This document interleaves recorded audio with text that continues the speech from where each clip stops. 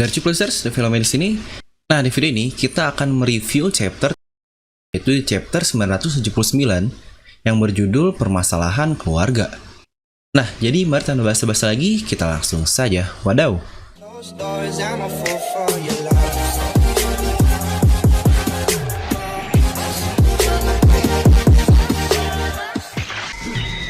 Seperti biasa, sebelum melanjut ke video ini, jangan lupa untuk subscribe dan juga nyalakan bel notifikasinya ya, agar video review Nomi langsung muncul di HP kalian. Serta pastikan kalian menonton video ini sampai habis, jadi tidak ada informasi yang miss dan juga yang terlewat. Nah, akhirnya rilis juga chapter terbaru yang berjudul Permasalahan Keluarga. Jadi, berhubung permasalahan corona masih ada di Jepang, minggu ini benar-benar ada, dan minggu depan sepertinya akan libur lagi untuk manganya. Untuk anime memang belum ada kabar lebih lanjut. Jadi kita akan langsung masuk ke chapter terbaru. Jadi katanya di sini anak dari Kaido ini adalah Roronoa Zoro. Tapi bohong, hahaha. Sedikit, akhirnya YouTuber yang ngeprank ngasih sampah itu udah ketangkep guys, dan mantap. Oke, kita langsung mulai dari cover story. Jadi cover story ini melanjutkan cerita sebelumnya, di mana Lola dan Chiffon sudah reuni. Di sini terlihat ternyata kurcaci Tontata pun mempunyai kapal yang sangat lucu dan sepertinya sangat kecil. Mengingat hanya muat beberapa orang dari kurcaci ini.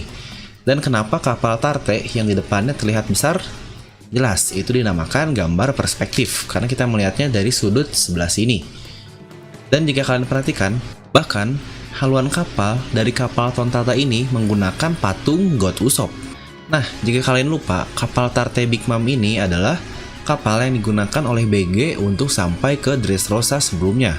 Dan ternyata, sepertinya Pawn, bapak dari Chiffon dan juga Lola ini masih hidup.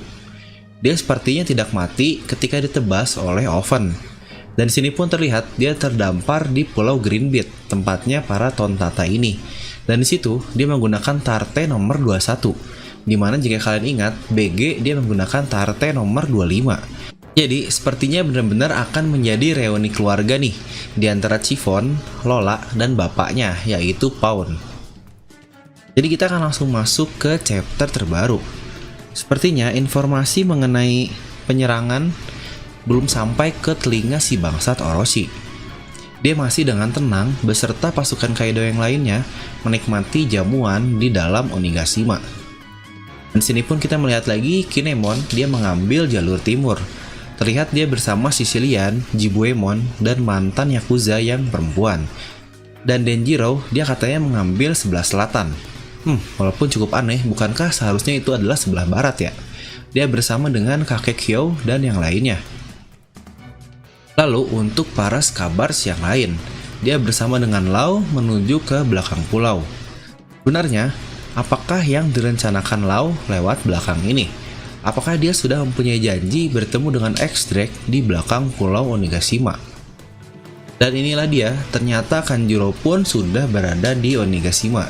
Dia seperti berada di sebuah tunnel karena dia sendiri berkata tempatnya sangatlah ribet dan cukup sulit untuk memberitahukan informasi tentang penyerangan Kinemon dan yang lainnya kepada Orochi. Dan itulah alasan kenapa Orochi belum menerima surat dari Kanjuro. Di sini Momonosuke melihat pisau kecil. Apakah dia bisa mengambil pisau tersebut karena seluruh tubuhnya terlihat seperti terikat.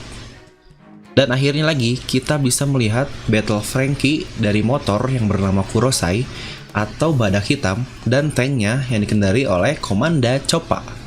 Lagi-lagi di sini kita melihat Carrot yang bersatu dengan kru Luffy yang lain. Tapi ternyata Shinobu pun ada di sini. Apakah mereka berdua next kru dari kru Luffy? Dan inilah dia, dua bodoh berulah kembali, yaitu Luffy dan Zoro. Mereka mencari di mana Luffy. Dengan alasan yang mantap, Luffy menjawab, mereka, yaitu Kid, tidak tahu rencana tentang Kinemon. Biarkan aku yang menghentikan mereka. Santai. Wow, Luffy ngomong santai bro, katanya. Gila lu. Lalu Zoro, dia pun berkata, Luffy akan ketahuan jika dia pergi sendirian. Jadi aku akan pastikan dia dapat berhati-hati. Yang sudah dipastikan juga bahwa Zoro tersesat. Apakah tersesatnya Zoro akan bertemu dengan Kanjuro di dalam tunnel? Menarik. Dan kru dari Luffy akhirnya berpencar kembali. Luffy dan Zoro yang selalu sendirian. Di sini Franky dengan Brook.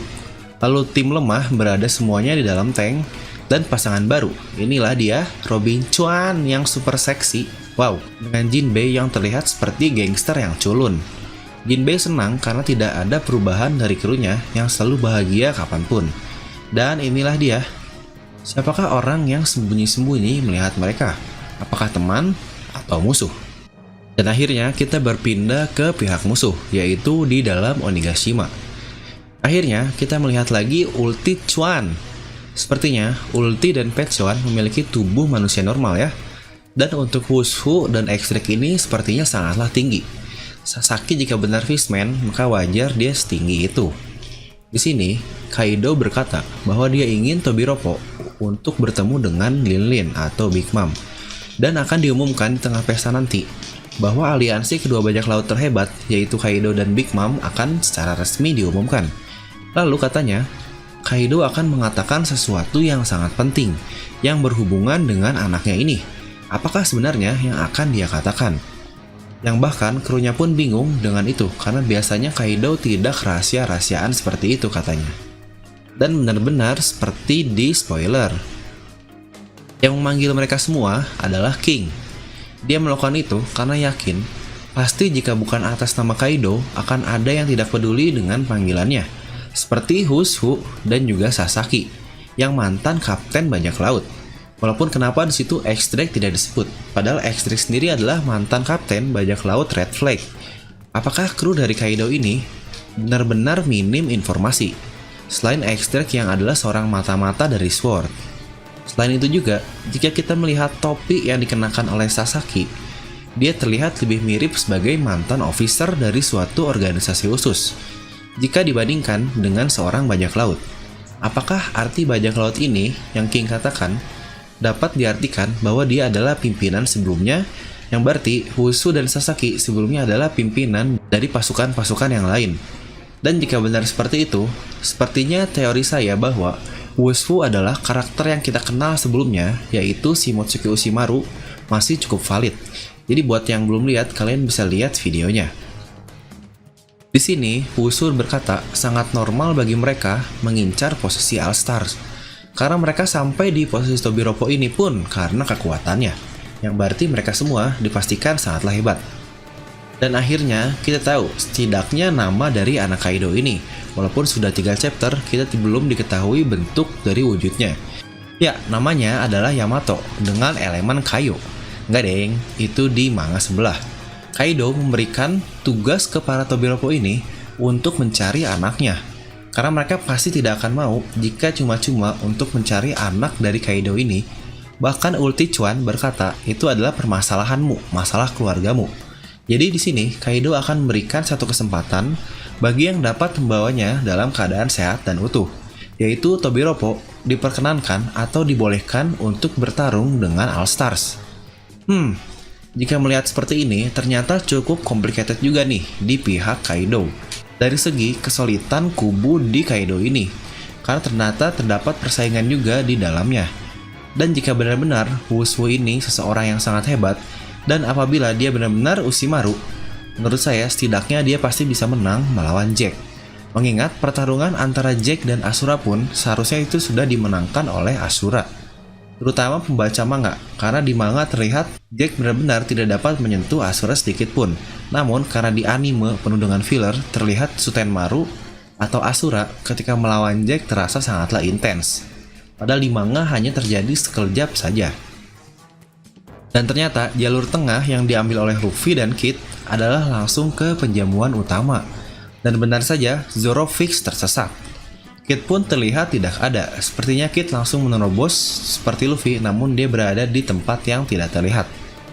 Dan inilah sebenarnya momen yang cukup buruk, di mana Luffy mendengar semua ocehan bawahan Kaido tentang sup kacang merah yang tidak berguna jika dimakan dengan sake.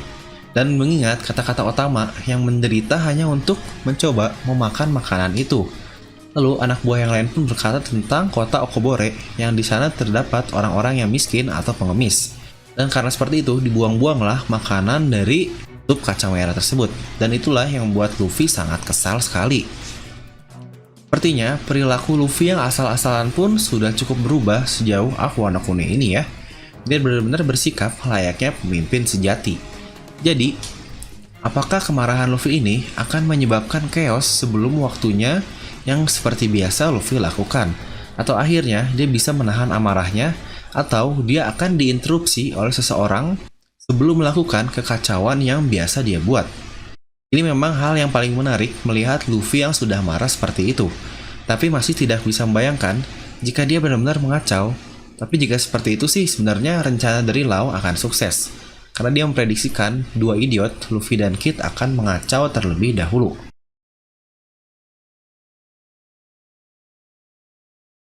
Bisa disampaikan selain anak Kaido yang bernama Yamato, dan ada persaingan sengit dalam kru Kaido. Dan ternyata benar bahwa minggu depan libur lagi guys. Kita harus nunggu lagi 2 minggu untuk tahu tentang kelanjutan di chapter 920, jika benar-benar 2 minggu. Dan overall chapter yang cukup menarik tapi masih build up cerita seperti yang biasa Oda lakukan. Jadi mungkin akan saya beri nilai 8 dari skala 10. Nah, semoga kalian terhibur dengan review chapter kali ini.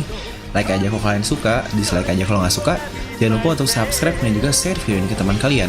Gue Davilo pamit, and I'll see you guys next time.